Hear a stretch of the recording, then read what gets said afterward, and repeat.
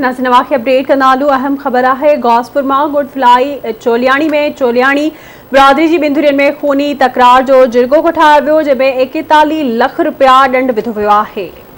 बिल्कुल नाज़रीन अवांखे ॿुधाईंदा हलूं। घोसपुर मां ॻोठ फलाई चोलियाणी में चोलियाणी बिरादरी जे ॿिनि धुरियुनि में खूनी तकरार जो जिरगो थियो आहे। 41 लाख रुपया दंड विधो वियो आहे। इन जा तफ़सील वठंदासीं घोसपुर मां बरकत भयो खां। बरकत आगाह कजो, छा तफ़सील आहे?